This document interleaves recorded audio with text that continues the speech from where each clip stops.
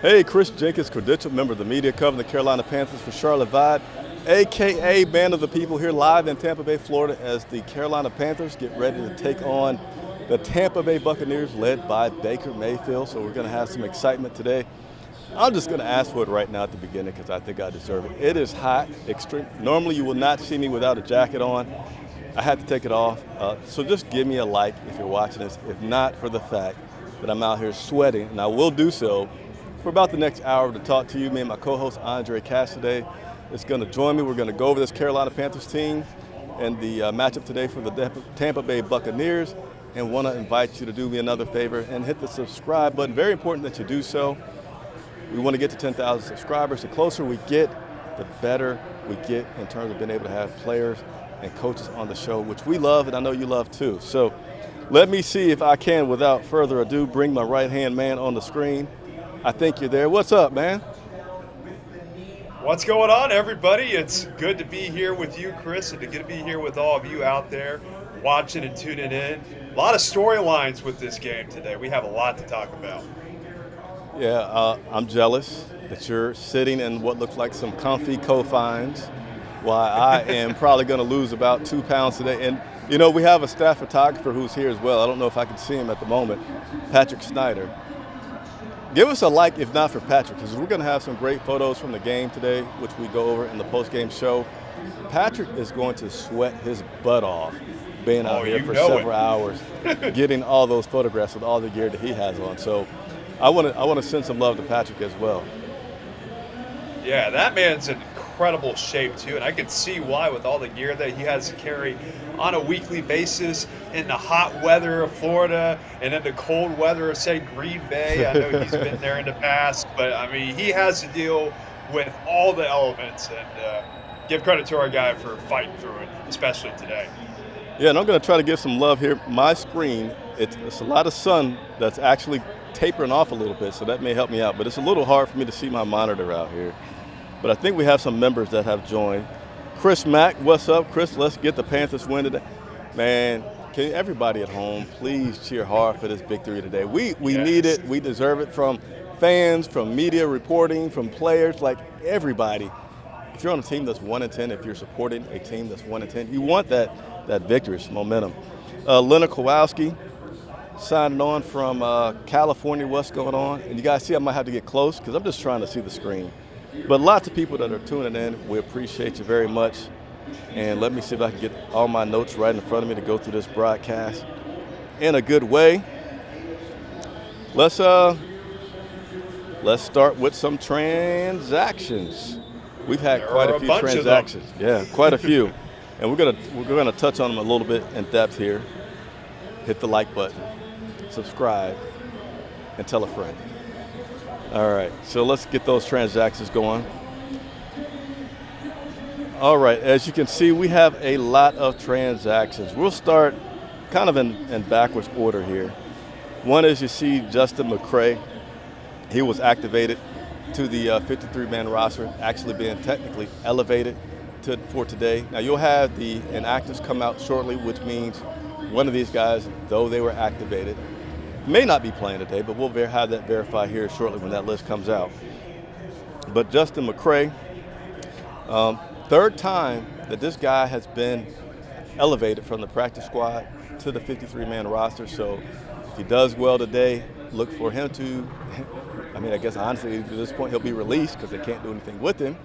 Don't see that happen if you've elevated the guy 3 times, but they're probably going to start trying to figure out a way to get him a roster spot because we have been hurt heavily on the offensive side. So this is a footnote to go along with that. Also, I was about to say Christian. I don't know where I was going to get that from. But Chris Wormley, he was also a standard elevation from the practice squad to the 53-man roster today. He was also elevated last week versus the Tennessee Titans. This is just his second time, so he has one more elevation left. And he did okay in that presence last week on the defensive side. He had 1 tackle for the Carolina Panthers defense last week versus the Titans. Now let's go ahead and touch on all the other transactions that you see here. And Andre, chime in, and somebody's out there praying for me because the sun is going away, and I might. Oh, there you go. Yeah, I may not weigh 150 pounds before this broadcast is over after all. But we had some some activations. Guys had a 21 day window closing. I'll start with J.C. Horn. He was a guy that they needed to activate before Monday, or else he'd be inactive for the rest of the season. He is active and eligible to be on the field today. Again, I'm saying the words like that because the inactive list has not come out, and God is punishing me for trying to showboat and say thanks for the prayers, because now that sun is burning you, boy. Oh, man, it is beaming now. It's beaming on your right side there. Yeah, hey, good eye, because that's where it's coming from. But I'm excited that we're getting some guys back. But just from a win, does it help us win that much more perspective? I'm going to say it's not that exciting for me in terms of, now we can really put ourselves in a position to win. And I say that not to say that a J.C. Horn or Jeremy Chin, that those guys aren't significant.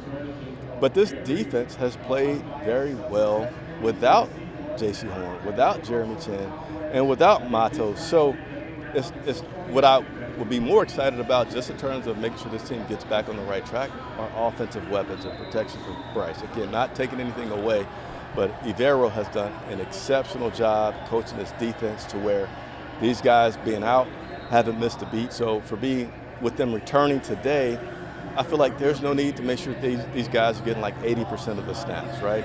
Go ahead and get them out there, let them continue to contribute, make this team better, but let's still be mindful about the fact that they're just coming off of this injury. But J.C. Horn, he's returning for the first time. Let me adjust my graphics here for a second. J.C. Horn is returning for the first time since week 1. You have Jeremy Chin and Yetur Gross. They are returning for the first time since week 7 that we're getting those guys back. So some latest transactions there for the Panthers. Any thoughts on those? Yeah, I think those are huge additions back onto the active roster. And you're going to see Patrick walk by in a second. You see him? And there he goes. Oh, there he is. Hey, he's making it, and he's surviving out there. I don't see any sweat yet, but you can tell it's starting to percolate there. But to get back with J.C. Horn, I'm glad to see him back out there. Obviously, when he suffered that injury in week 1, we were concerned about the severity and also the time period that he was going to be out for. This is a very injury-prone player, and to have him back out there, not at full strength, but have him ease back into the lineup, that's a huge piece to have back out there, because this is an evaluation period, really, for all 3 of those players, because J.C. Horn, after this year, is going to be due for a 5th-year option that the team may or may not accept.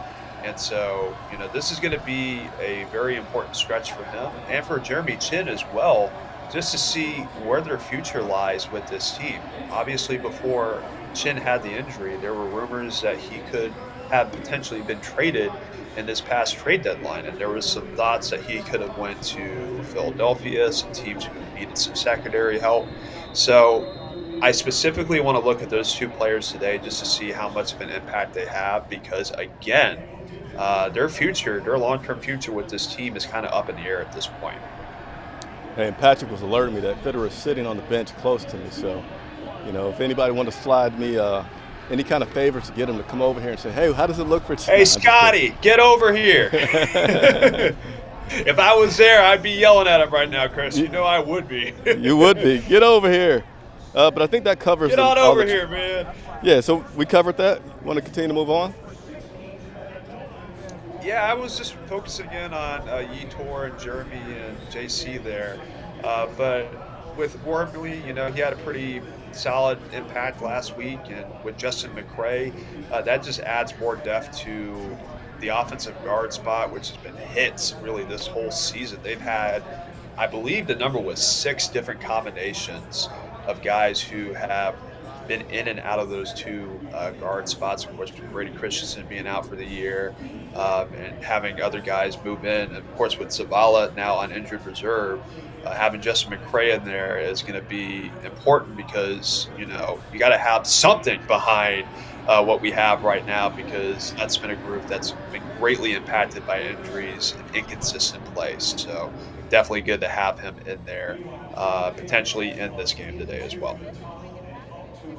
Yeah, now let's go ahead and talk about today. There's so many storylines for today. Right now we're going to go and talk about our new interim head coach, Chris Tabor, who I'm going to say when it very first happened, I was like, a special teams guy as an interim head Right. coach? What the heck? And then, after I got over the initial thought of that, I was saying, well, maybe this works. And I still have a lot of feeling like this. Andre, I definitely want to hear your thoughts on it too. I still feel like Tabor is just the safest guy from the staff, right?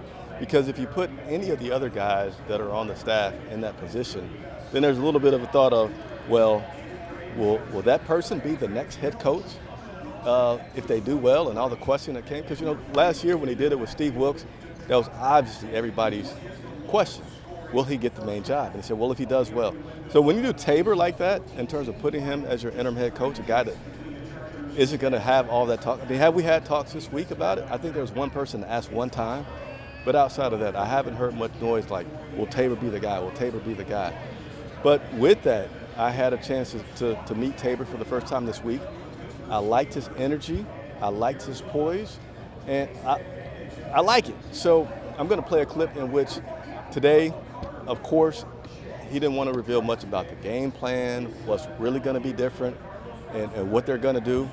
I don't blame him. Get every competitive advantage that you can to spark this team.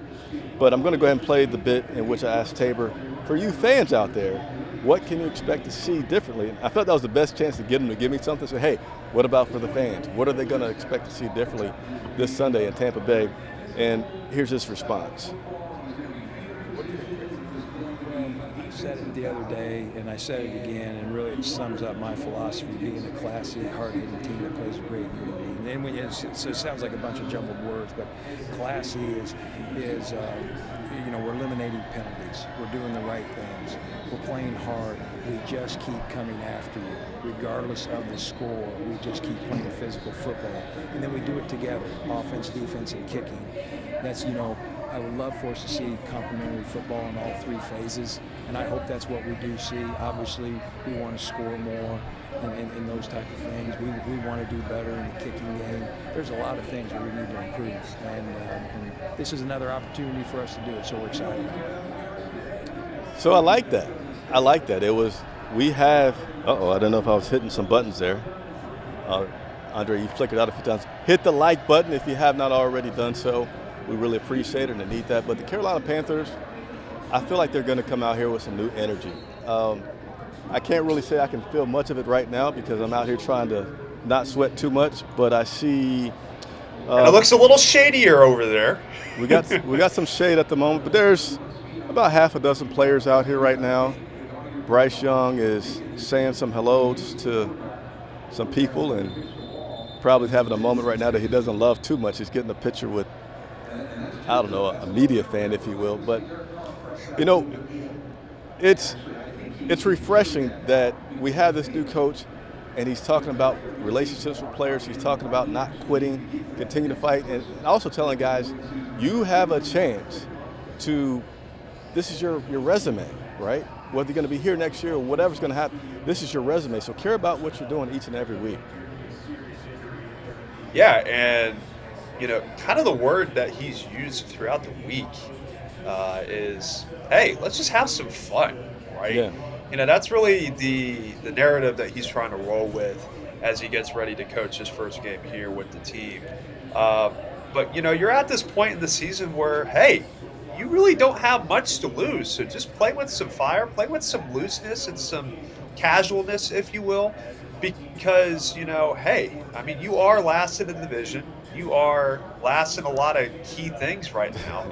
So really what you're trying to do right now is go up against that and try to just go out and be, I don't know what's going on there with the camera, but excuse that for that. But that's really the whole message, is to try to at it. Pardon my camera here real quick. Let me see if I can try to mess with this here, Chris. Yeah, take your time. You want me to give you a minute? Or do you have I think I should be good here. Let me get. I think I have it here. Let's see. If Here, not, I'll turn it over to you real quick as I get this situated. Okay, so yeah, Tabor's saying guys play loose. And another reason I really like that is we show pictures after the game. And last week in Tennessee, there were so many pictures in which you saw players dejected walking off the field, whether it was Eddie Pinheiro walking with Bryce Young, whether it was LaVisca walking with DJ Chark, and telling these guys to say, hey, loose it, let it go, let's have some fun. That gives some energy back, and a good energy in that locker room can have you playing above your skill level. And why not also, there's probably going to be a few new wrinkles that we see out here. I have no clue if this is going to be it, but putting maybe some 4 wide receiver sets out there, which I like, but you need some protection for Bryce. So maybe changes to some max protect, or just running a few new plays. And if they get some success with running those new plays, that positive energy could lead to some positive results out there on the field. So we've got a new section that we're going to call a look back, and we're going to start with DJ Chark, guy that I got a chance to talk to this week in the locker room. And with Chark, it was me asking Chark, well, with this new coach, what has he said? How has he addressed his team? And what do you have to look forward to? So here's some video from my conversation with Chark. Just straight up telling us, we got a few more weeks. We all being evaluated. Continue to go out there and fight and be professionals. That's pretty much how he addressed it. Anytime there's change of, energy levels that you may expect to be different, what was the energy like today in practice? It was the same. Same mechanics, pretty much. Can't really pinpoint anything that was different, to be honest with you. So there he goes, and he's talking about things were pretty much the same. Another question that he was asked that I don't have for you was, what could the offense do to help the connection with Bryce and Chark? And he thought about it. He paused for a minute. He thought about it, and he ended up saying he just has to continue to make himself available. And to me, what that says is that it's bigger than G-Day Chark to help this situation out for Bryce. It's bigger than a wide receiver maybe doing things a little bit different. They need the scheme to really support the personnel on this team. They need to do things like maybe do some max protects or just some different things that give Bryce some more opportunity to throw the ball and have a chance to go through a read and have success. Andre, are you back now? I should be good. I think I got myself reoriented there. I see you. I'll bring you back. And I also got to do this right here. It's always a pleasure when you get compliments, but when you get a compliment from one of the great ones out there, Panther Nation podcast, saying great job, guys. We appreciate it. Rashad always is kind enough for home games to join us pregame live, so really appreciate the compliment and you tuning in. They are going to go live, I think about 30 minutes before the game starts and do a play-by-play, Rashad and Dave. So if you're not able to watch the game and you really want to hear some play-by-play, check them out. They do a really good job during the game of offering that to you. I'm sorry, I'm doing a lot out here and burning up. Did you have your comment on what Chark said? Yeah, I think with DJ Chark, kind of just piggybacking off of what you said there, Chris, when you look at the whole offense and how things have gone for the team this season, you look at it from two perspectives, right? Is it a play calling thing or is it a personnel thing? And we've kind of seen throughout over the course of this whole season that it's kind of been a little bit of both, right? Starting out at the beginning of the year, it was a play calling thing, and then as of late, it's been personnel and, with the receivers not getting the separation that, they need to get for Bryce Young to be successful. So I think, it's kind of a two-way street. You want to be able to call the plays to the benefits of Bryce and what he does well, whether that be more RPO options, in the playbook, or maybe starting to tailor a more physical approach with the run game, which sets up play action and getting Bryce moving with his legs. We're going to see that today. We're going to see what kind of tweaks Chris Tabor and the rest of the team have done to try to see what they can get out of Bryce here today and moving forward. Because, again, this is also an evaluation period for Bryce Young, because we're hearing a lot of narratives and a lot of comparisons between one Bryce Young and one C.J. Stroud. And I think for Bryce, looking forward to today and down the road, he's got some things that he needs to prove.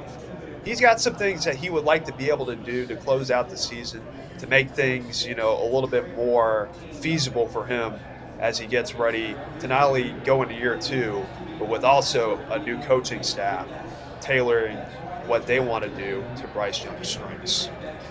All right, now I'm assuming that you're going to keep an eye on those comments if there's anything that needs to pop out. And what do we got, about Absolutely. 10 more minutes until inactive? Yeah, Is that 10 right? more minutes, and then we'll see what pops through on that list once it comes out. All right, are you seeing Bryce walk behind me and warming up? Did you miss it? Yeah, and it looks like they're wearing the all blues today. Blue pants, blue jerseys, which is the first time they've worn that in, I believe, since the Thanksgiving game back in 2015 against the Cowboys. With Dallas? Really? Yeah, I believe this is the first time since then. So I guess they're setting a statement today with what they're putting out with their unis today. It is definitely all blue. Fitterer is kind of getting closer, but he's not close enough yet. But he owes me a wave on the camera, so we're going to see if he gives it to me today. Hey, today could be the day, Chris. You never know. You never know. All right, moving on. Being in that locker room this week, again, a look back is what we're going to call this segment. Chuba Hubbard is a guy that has made some significant improvements and contributions to this team. We all remember, I know I was like, man, Chuba can run the ball. Please don't throw that man the ball. And last week, he continues to do well, not only running the ball, but catching the ball. So he's improved a lot just in his productivity to this team. But it's also been a tough season, right? We all know that this team is 1-10, which has resulted in the firing of Frank Reich and now Chris Tabor as an interim head coach. So had to ask Chuba, hey, tell me what on earth has this season been like for you?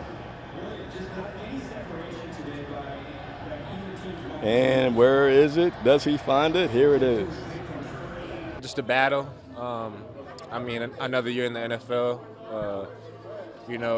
Obviously, when you go into every season, the goal is to win as many games as possible, to win a Super Bowl, to, achieve all your goals and dreams with your team. Not everything goes the way it's planned always, of course. So just about, always shaking back every week, making the most of it and getting better. So. Oh boy, I did not mean to do that. I'm so sorry. Let me continue to resume that video.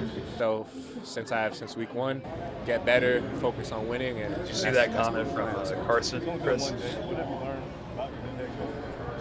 Yeah, I mean, I've been around Tabes since, my second year. So I've been around him since I've been here. He's a great guy, a fiery guy, preaches hard work, fundamentals, and, he always jokes about it, if we don't get something right, we're going to try harder. And I always like that about him. So definitely glad to have him in charge. Yeah, I mean, I'm not going to lie and act like it's easy. It's definitely tough, but that's what comes with being a professional, especially in the NFL. Sometimes stuff happens quick, bullets fly, but, we still got a game to win this week, so that's much my focus is. So you see there, Chuba saying he likes the fact he said, hey, if it's tough and you don't see, we're just going to come back and try more. I mean, I don't want to say that the energy on Frank was the worst thing and is what contributed to the team's lack of success. But I just really appreciate the energy as a coach that Tabor has. And you hear some of the comments there from players on liking Tabor. There's another player that I have that's going to come up. He's going to talk a little bit more about, his views on Chris Tabor. But it just seems like, hey, again, that play loose, let's just have fun. We can ruin other people's days. And I know some people will laugh, but they do have a chance at the playoffs. They're not technically out. So even if it's like a small chance, maybe that's going to be something that your players can gravitate towards, start playing out their minds, playing really together as a unit, and make some improvements. And I'm going to bring my guy back on here because I forgot I got you all. And go ahead and comment as well there. Sorry about that. Well, let me just piggyback off of that statement there about us still having a chance, right? We're mathematically still in it, but hey, if we lose today, Carolina will be the first team eliminated, mathematically eliminated from the playoffs for the 2023 season. So, I mean, you got that going for us as well. But to just piggyback off of Chuba's comments there, Sorry about my camera. You get. I don't know what is going on. I don't know if that's. I'm messing with my wires here. I would we think should that be might good, be man. related to your that camera wire, your HDMI, with that flickering. Yeah. It's gone away now. Yeah, I'm making sure that these are nice and secure. There But you go. to get back to what Chuba was saying, I think we're back in business now. Yeah, he does say, with Tabor, the presence that he brings every time that he goes into the locker room or into any meetings, right? There's a presence there. And that's something that, when you look at Frank Reich, that was one of the things that was kind of missing with him. He kind of had that monotone kind of approach where, hi guys, how we doing? Very professional, very, dorky, if you will, for the lack of a better term. But that presence there with Chris Tabor is something that you're going to notice today. That's probably going to be the main key with this team is the energy and the ferocity that he brings to the table. And I think, that will be something that will benefit this team today. And it may give them some sort of a spark that they haven't had up to this point here in the season. Oh, I think I may see that comment that you talked about here as your screen just flickers. As long as it doesn't go out, Andre, we'll be able to make it through it today and look into it more. Right. But you're kind of out right now, so I'll take you off the screen. Carson Henson, is this the comment you were talking about, Andre? He says, Chris, try and interview him. Yeah, Very briefly, earn that title. There's Bryce Young behind my left shoulder right there. I will not be able to get Bryce's attention. Carson, I will, but he's locked in over there. Yeah. He got on his headphones and everything, but he is clearly on the other side of the bench now, so I don't have a chance. But I'm not afraid to pull a player or a coach in. I did it earlier this season. I forget after which game, but it was, oh man, I could see the guy and everything. He had an interception in the game, and I was able to get him on the show live. But I'll grab a guy certainly if I can. Appreciate the comment there, Carson. Andre, I see your videos back. You're looking pretty good. I know you did that with, hopefully it stays that way. But didn't you do that with Sam Franklin? Yeah. Wasn't that during the preseason? Yeah. Yeah, I was able to get Sam Franklin. So, hey, we could have that pool at some point here today. Who knows? Subscribe and hit the like button. I'm telling you, that helps. That'll help. I'm like, hey, Fitterer, they came on, they grew, they want you. Anyway, let's stay to the script because I want to get out of here on time with the heat. We got one more player for you today. Who we played? We played Chark. We played Chuba. That would mean we have, who do we have left? We have Lulu. So I also had a chance to talk with the big man, Frankie Louvu, in the locker room. And guess who we play today? The Tampa Bay Buccaneers. Who is quarterback? Baker Mayfield. What's always fun, no matter what level of football you're playing, whether it's high school, pee-wee, whatever. It's kind of like when you get to play against somebody and hit them that you haven't had a chance to play and hit before because they were the quarterback. Well, Luvu's going to get that chance today to hit Baker, and here's his comments on that and, of course, some other questions. I think you're going to like it. I just know he's going to play that dude, man. He's going to come with it. He's going to be very competitive. He's going to be talking because I know he is. And, it's going to be a great matchup. I can't wait to see Davis. And, we're going to try to get to him. We is going to get to him. There I go. Sorry, I hit the wrong button again, but give me a second. I'll get it back on. Hit the like button, hit the like button, hit the like button. Here we go. That's the plan. That's the goal for this week. Man, Tape is Tape. Special team, he brings the energy. He just to have fun, man. There's a fine line between having fun and coming to work and be professional at your work.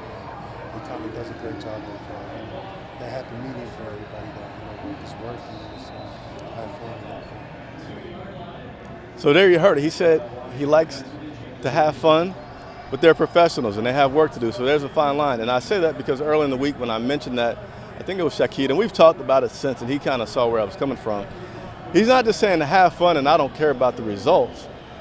He's going to draw the line when the line needs to be drawn. But there's nothing absolutely wrong with telling a team that's 1-10 that have, again, I've shown many pictures of with these guys with their heads down. I don't feel like they've been quitting, but I feel like it's just hadn't been like, it's just great when you have something new to reinvigorate you. And Louvu also said that regarding the loss, well, I shouldn't say the loss, the firing of Frank Reich, he said he texted him that day and just wished him the best and pray that things work out well for him. So they're still what I like to remind people as I report to you and bring you a lot of information behind the scenes, there's still a personal aspect to this game, even though we often forget about it. There's families and wives and children that are impacted. So he said he wished them well. But I'm going to bring my great co-host back on the screen as Bryce was trying to come in here. I didn't see it. You didn't tell me that he was trying to get on my screen there. What do you think of Luvu? Yeah, I mean, he brings up some very interesting points. He brings up the dynamic of, for one, having to go up against Baker Mayfield. There's definitely a connection there, and you talk about the personal connections with this team, and it goes back to last year, with Baker Mayfield being a Panther, and obviously that didn't work out here in Carolina, but he's kind of having a resurgence, if you will, down in Tampa Bay, and they're still in the fight for the playoffs for the Tampa Bay side of things. But, again, that personal connection and those relationships, you see that every week and every year. And that's why, when you hear about people getting fired and when you see people getting traded or released, I mean, it has an impact. And, with Luvu there, he kind of talks about it from his perspective because, ultimately we're all human beings, but we're all, in a situation where it's a results-driven league. And that has to be the motivation for everybody that steps onto this field because, you value those relationships and you want those relationships to be there as long as humanly possible. Because if not, again, the aspect of the business is going to get to you. And, in those situations there, it kind of just speaks for itself in regards to the Baker Mayfield side and also the Frank Reich side of things as well. Yeah, now let's go ahead and get these people ready for this matchup today. Talk a little bit more specifically on Bucs versus Panthers. You do have Baker Mayfield. And Andre, I'll let you do it. We'll talk before we get out of here. Predictions on the game. Will the Bucs win or will the Carolina Panthers win? But I feel like you're putting me on the spot, man. You can you deflect. Putting me on the spot. You can deflect. But no! I'm gonna answer the question, man. I'm not gonna be a politician and deflect. Okay, I texted you this. That's why you're bringing it up. Okay, I do feel like this is a game that Carolina can win today, and I keep saying this every week, but this happens to be the same case this week too. If we can keep it a low-scoring game, if our defense does its job and we don't put ourselves in the foot, I think we have a very realistic shot of winning this game. Right? I think it's going to be 20-17 kind of deal. And with Tampa Bay, they're without their top two linebackers, and Vontae David and White. So that's going to really be, a benefit for Carolina and what they're trying to do offensively. Hey, what about this? Baker Mayfield is one of those guys that plays well when there's a chip on his shoulder. Carolina let go of him last year. He went out to L.A. and just lit it up. Player of the week. Now, he didn't, tape it off after then, but he did really well. And he's been doing pretty solid with this Tampa Bay Buccaneers. What about that guy, if he comes out here, Baker Mayfield, has a little bit of success, starts getting that gunslinging, starts, as Luvu said, running his mouth, get his guys up. I think that's something that you want to say, well, though on the Panthers side, we're thinking, hey, this is reinvigorating. We got a new coach. We got to have some new energy. Well, Baker has some new energy himself to bring to the Bucs with that revenge factor. And let's also not forget this right here. We've talked about it from the Panthers side, but let's talk about it from the Buccaneers side. This game is really important to them. I mean, everybody in the NFC South has a chance. They are technically in second place, just one game behind the Falcons and Saints. I don't know if the 1 o'clock games, they probably have not concluded yet. But when you have a chance to play for the playoffs, that's also some extra motivation to fire. But you see here, Atlanta Falcons at 5-6, Saints 5-6, Bucs 4-7, and we're a paltry 1-10. I appreciate my co-worker there being brilliant enough to point out the fact that, hey, Chris, though we still technically have a chance, you lose today and it's all over. Those are the stakes right there. And I just looked at the Saints game right now. I believe last I checked, they were down 21-0 to the Lions. So to try to put a positive spin, or now 24-7, but to put a positive spin to it right now with Carolina, they need the Saints to lose today. And then with Atlanta being on a bye this week, that's really who they're looking at right now to try to keep pace. And then, of course, they're playing Tampa Bay today. So it could get interesting if Carolina goes on a run, but they would need a lot of things to go their way for that to happen. So a loss today and they're out. But hey, if they move the needle a little bit today, then there could be some hope, some optimism with the team. But hey, it's pretty unlikely if you want to know the truth. Yeah, I think I'm not going to get Fitterer. I think he's talking to Nicole at this point, and he's on the other side of the sideline. I'm going to try, though. We got, about 24 minutes left. And Andre, just to give you some perspective, and everybody out there watching, you know how in Atlanta was the worst place, right, where we're talking, and then as the fans are allowed on the field, it kind of gets crowded. Well, they've started there here in Tampa, where they're trickling in. I don't feel like I need security yet, but you may see a few people kind of poke their head in on my left side here because they're getting kind of close. But nevertheless, I'm going to go ahead and give you guys a few little things to watch here today. Hit the wrong button, but I'm going to hit the right button now. So for this game, you got the Bucs, like I was mentioning, still pretty much in the fight for the playoff spot, so that's some added motivation for them. Carolina Panthers are also going to be facing a offense in the Bucs that has a decent running game. Their running back, Rashad White, is coming off his best game this season with a 100-yard game last week against, I believe, the Colts. In that game, he averaged almost 7 yards per carry. So they got some things to work for sure on the offensive side for Tampa. And the Carolina Panthers defense, that's our worst part. I mean, we're a top 10 defense, but against the run, that's where teams kind of eat us up, and they have the potential to kind of work that angle for the Bucs today and give us some problems. Furthermore, Andre mentioned it, if it's a low-scoring game. Andre, one thing the Panthers have no problems doing is scoring a few points. But I know you're talking about on the defensive side. I think we actually need to be a high-scoring game to give us a chance to win, because if it's a low-scoring game, I feel like the defense at this point isn't going to be strong enough to prevent that last drive. I need us to be up by more than 7 points going into the final minutes. But this Carolina Panthers team also needs to come out of that low-scoring rash of games, because Bryce Young needs to start building some more confidence and some more momentum for next season. We have not had a game where we scored over 16 points in over a month. So we need to cross that hump right there. And I keep going back to Tabor talking about having fun. Hopefully that's part of it. Hey, guys, we're going to let it loose. We're going to throw some. If we throw a deep ball, Andre, within the first drive of the game, I'm going to probably get kicked out of the press box for my excitement that I have there. Also, on our offensive side for the Carolina Panthers, we got to protect Bryce. We got to do something better. We got to scheme better where we're not having this guy be susceptible to getting hit. In the last 8 out of the last 10 games, pretty much all season, right? 8 out of 10 games, he has had at least 3 or more sacks. That's a lot. So let's scheme different. Let's call the plays different. Let's give him some max protection options here and there. Let's give Bryce an opportunity to make some reads, throw the ball, and not walk off the field being dejected. But those are my few bits that I want to talk about for the game. I'm going to give my guy, I keep forgetting to bring him back on. Let me share the love with my guy right here.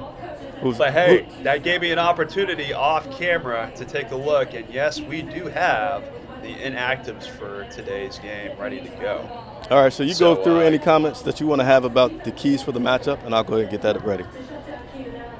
Absolutely. Fair enough? So with that being said, I think Chris, had a pretty good point about this Panthers offense, right? We do need to see some fireworks here at some point, whether that's today or whether that's over the next 6 weeks, right? Because this offense has been the storyline from really the start of training camp to now.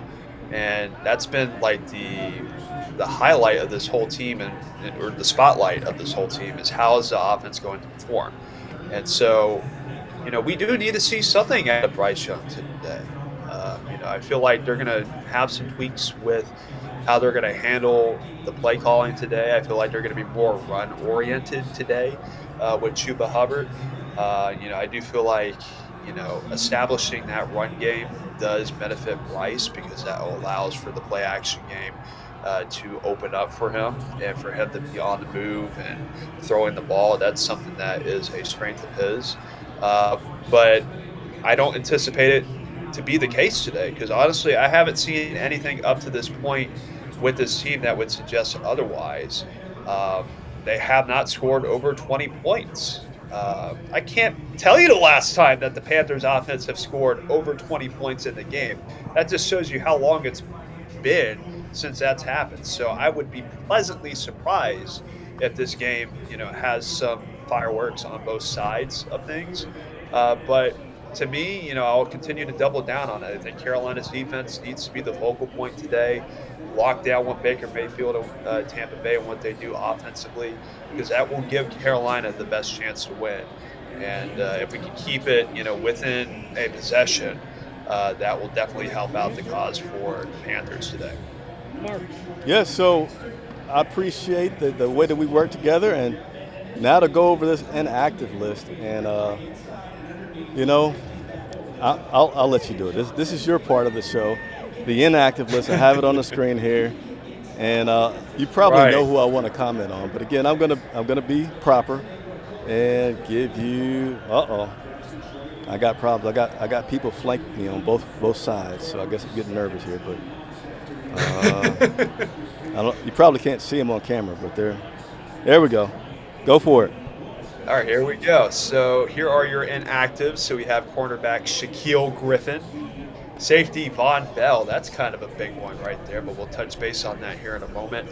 Outside linebacker DJ Johnson, offensive tackle Ricky Lee, tight end Hayden Hurst, tight end Tommy Trimble, and again, wide receiver Terrace Marshall Jr. So I'll go ahead and read those again one more time for everybody out there. Cornerback Shaquille Griffin, safety Von Bell, outside linebacker DJ Johnson, offensive tackle Ricky Lee, tight end Hayden Hurst, tight end Tommy Trimble, and wide receiver Terrace Marshall Jr. Now, the first thing that I want to point out real quick is the fact that we don't have Hayden Hurst and Tommy Trimble in there. So that means Ian Thomas and Stephon Sullivan are going to be your two guys filling in for Hayden Hurst and Tommy Trimble. So that's definitely going to be something to watch here in today's game.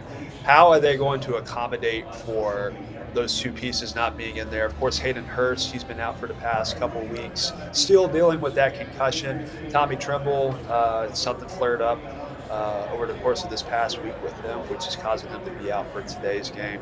So that's going to be interesting to see. And then I know, Chris, this is something you want to touch base on as well. Terrace Marshall Jr., this is game 3 now that he is a healthy scratch for the Panthers here today.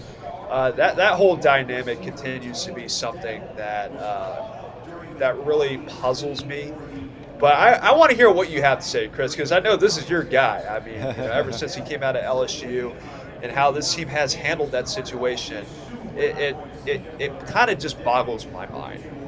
Well, I'm not boggled. I'm not puzzled because I know that he has not been the best player. I know he's had some drop, but I just felt like he still had some potential and that you wanted to kind of keep working this guy into situations to see how he does. We had the popular thing that happened. Well, I shouldn't say popular, but the incident that happened earlier in the season where he had a game where, I don't know, he had 5 to 8 catches. I forget the exact number, but he had a decent number of catches. Looked like something to build on. And then the very next week, he didn't even get in the game at all. And, I feel like for his career, at least certainly here in Carolina, I don't see much of a future because you look for some opportunities when you get a new head coach, right? A new situation. Chris Tabor, he's new in that position, and he still decided to not have Terrace Marshall active for today's game. So for me, that's saying, we're not able to see the practice on a daily basis as we were back in Spartanburg in training camp. To me, it says that Terrace he's struggling. He's just not doing enough. They recently signed Michael Strawn. You guys hear the way I said that? Because I saw the pronunciation sheet. Michael Strawn was signed to the 53-man roster. When that happened the other day, I said, I think this might give us a pretty more clear picture about the future for Terrace Marshall. So he's active. He's not inactive. Strawn is. So, yeah, I just feel like it's indication that Terrace is just probably not going to have too big of a future here at Carolina. Could have some success somewhere else. Also, what sticks out to me is Raheem Blackshear is back in the rotation. I know he had a couple of games where he was inactive. He's not on that list, so that would mean that Raheem Blackshear is back out here and active for this game today. Yeah, and with Marshall not being hit the like out button. there I had to hit as that in a well, minute. Hit the like button. Hit the like button. Hit the like button. Hit it again. Carolina Panthers. Hit the like. Okay, I'm done. What he said. But to just piggyback off of that whole situation, that's also going to give guys, like you said, Michael Strawn, more opportunities. And Amir Smith-Marset as well, another guy that's been kind of, on that teetering edge of the lineup in the receiver room. So I feel like, those two guys are definitely going to have more opportunities, especially with Chris Tabor now being in there, to try to change things up. Now, another guy that I keep thinking about that kind of has a relationship with Chris Tabor, or has had a relationship with Chris Tabor back in his days in Chicago, is Tariq Cohen. They signed him during the early part of the year. I wonder if they're going to get him involved at some point during these next couple of weeks and in today's game as well, because obviously there was a reason why they brought in Tariq Cohen. There was a relationship there with Chris Tabor. So I wonder if he's going to see any sort of action here today and moving forward. I'm just going to pause for a second. Oh, I see some people there. Is that somebody that we know well? No, I have no idea. So I'm going to take a step back for a second and hope that I get a little bit of a break from people Anyway, I like to have fun also while I'm live broadcasting and to show that sometimes people just don't care about the job that we got to do and all the space that we have or don't have. But nevertheless, let me get my guy back on here. And I forget where we were at. So, all right, comments. If there are not some, comments. Andre, you let me know if you've seen some. We got one more segment that we want to talk about before we get out of here. And we're going to talk about some rumors that have been going on out there for this Carolina Panthers team and what may or may not be going on. So some rumors for some good sources out there. It says that this team, back in week 5, some people were wanting to bench Bryce Young and move over to an Andy Dalton situation. And the reason for that was, we hadn't won a game at that point. We were definitely 0-5. But it was not so much that Bryce was doing so terrible as much as they felt like they needed to pull things back and give him some more time to really learn some things about the reads and all this stuff at the pro level. And that's kind of shocking to me. I'm just going to report some things and to give you my feedback on it. But I clearly remember when things first started and you had head coach Frank Wright, you had Thomas Brown talking about Bryce Young, and there was so much praise for his IQ, so much praise for how he was able to, I think it was maybe a playlist that they had and some assignments they were looking at down in training camp. And he looked over and said, hey guys, you got something incorrect here. You want to change it. And the comments was, wow, I've never had a rookie in training camp as we go through the script. It was some part of it in which they said Bryce pointed out that something wasn't right.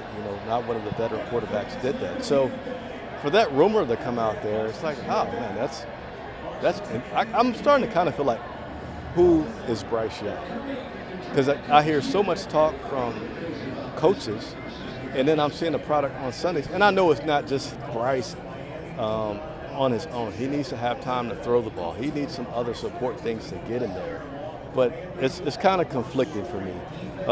We have Chris Tabor as our interim head coach, and it has been reported that Evero, our defensive coordinator, was never approached about that opportunity to be the head coach of the interim head coach.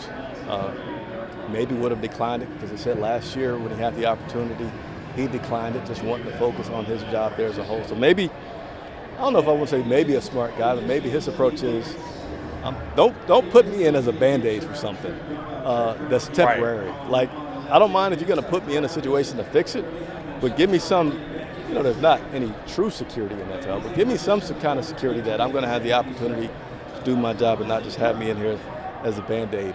And as far as replacement coaches goes, Ben Johnson continues to be the guy that is talked about the most. He's believed to have some interest in a head coaching position. We don't know if it's a Carolina Panthers one or not. And then also it was been mentioned that Ben Johnson received some texts from some people in Carolina saying, man, it's difficult down here. So those things will continue to play out. Greg Olsen was a guy, and to me, this story just kind of took off more because of who Greg is, not so because of the true possibility of him being the coach. I wonder how many pictures are going to be in with people taking selfies today. But I think that story really took off more from the fact that Greg Olsen's a popular guy. He's now a national guy. He's now on the top team on Fox. And it was just mentioned that he has interest. And to me, I mean, yeah, Andre could have interest. That doesn't mean much. It means much more when Coach Tepper has interest in hiring you as a head coach. So I don't feel like Greg's going to be the guy, but those are some of the rumors that have floated around this week that I want to bring to you all's attention as we get ready to watch this Bucs game. Yeah, and it's been a turbulent week. I mean, you hear all of these stories that have come out with the team. As you can see, all the people flocking around Chris Jenkins. Hey, that's why they call you man of the people, man. I mean, you're a magnet. You're a magnet when it comes to getting a crowd together, right? But yeah, it has been a turbulent week, and I think, for everybody in that building, I think they're kind of glad that we're having a game today to just focus on the on-field product, because there have been so many things that have been said, so many things that have been rumored to be said. Like when you talk about the Bryce Young situation and him getting benched potentially, that was after the Detroit game, that Week 5 game in Detroit where they lost by 3 possessions. So I look at the timing of it too, and you look at all the connections with Ben Johnson and those back and forth texts that are being had. That was after the Detroit game, and you start to connect the T's and you dot the I's, and you're like, okay, it's starting to make sense here. But I mean, like I said, I think everybody is glad that we're going to be able to play a football game today, because it has been a noisy week for the Carolina Panthers. And I think they want to put some of that noise behind them and try to get a win here today, because, hey, there's a lot of questions moving forward, and that's going to be in the near future. But let's just take care of business here on Sunday and just get a win. Absolutely, absolutely. We've got about 5 minutes left, probably before even more people are around me. But nevertheless, are there any comments that stick out that you want to get to? If not, I'll just kind of glance over and see what we can get to before we get off of here. I'll keep looking at them if you want to keep moving forward. There hasn't been anything that I saw initially, but I'll keep looking at them here. Arthur Lee Mitchell says, run the ball. Run the ball. Yeah, that'd be good to see. The King says, do you agree that the Panthers were going backwards this whole season, or do you think we could have been better next year with Frank still here? I do agree that we have been going backwards this season. When you have 5 games where you can't get over 16 points, when you have 8 or 10 games where your quarterback's getting sacked at least 3 or more times, it was really like since the Houston game, I believe it was, and Andre helped me out here, but I really believe like since the Houston game, things for Bryce, they haven't spiraled out of control, but they've been slowly going down. I think his passer rating was below a certain number for a while, so I think for sure that contributed to Frank's being fired, but also rumored that C.J. Stroud's success didn't help as well. Continue to hear about C.J. Stroud, and then you hired a guy, paying him pretty good salary as an offensive-minded guy, and you can't even get 16 points, so that also played a factor into it. But I do think that, he asked me about next year, do I think that we would have been better? I feel like it would have been. I'm not saying that it would have been where it needs to be, but I feel like given an off season, situation. You're terrible. I really hope that Frank would have reached out to as many people as he knows for advice and have some come to Jesus meetings and says, hey, make some changes. Reduce your coaching staff. Maybe you got too many chefs in the kitchen. Hey, try this thing. Like, I really, again, I don't know to how much better it would have been, but I think it would have been a little different. Well, to kind of add a little bit more to that question, too, the last time that Carolina scored more than 20 points in a game was the Miami game. And how long ago was that? That was back on October 15th. That's nearly 2 months ago, ladies and gentlemen. So part of the reason why Frank Reich is no longer a Panther is because of the fact that his side of the ball and his expertise in offense, it never developed to where we thought it could have been. And it was a constant issue, and the sample size was pretty sizable at that point.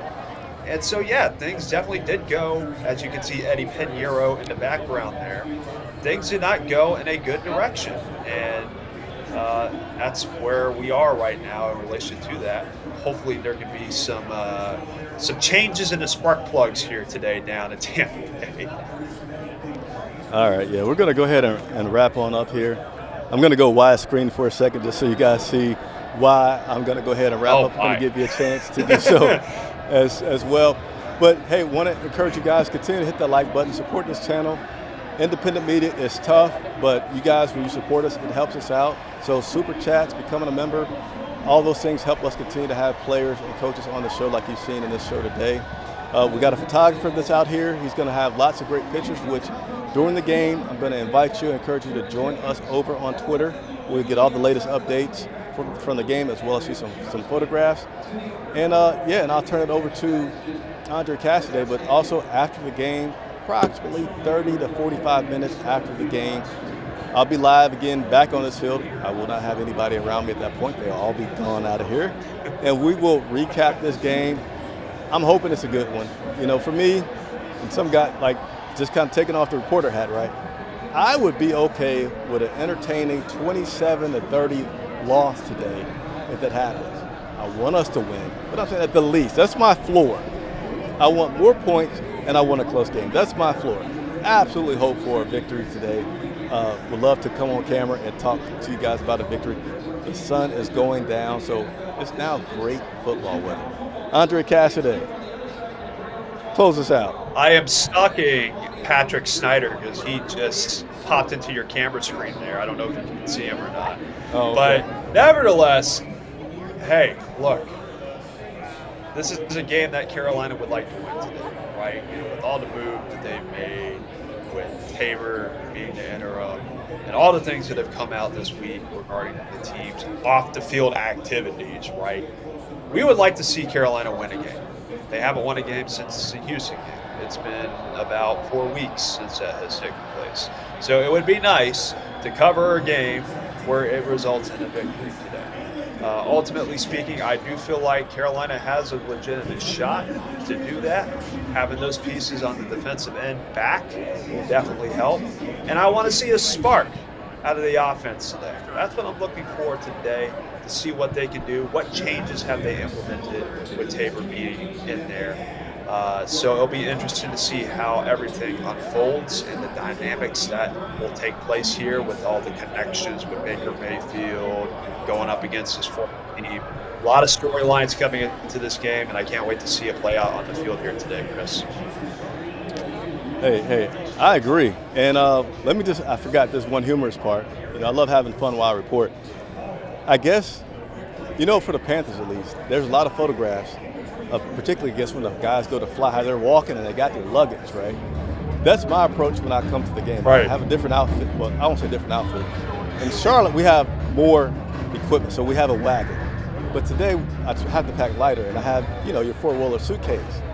And this guy came up to me and he said, hey, are you a Bucks player? And I'm thinking, yeah, you know, I think I just had the look, right? I just had the confidence. I had the luggage, and I was walking to a game like, no. Had the suit. and everything too.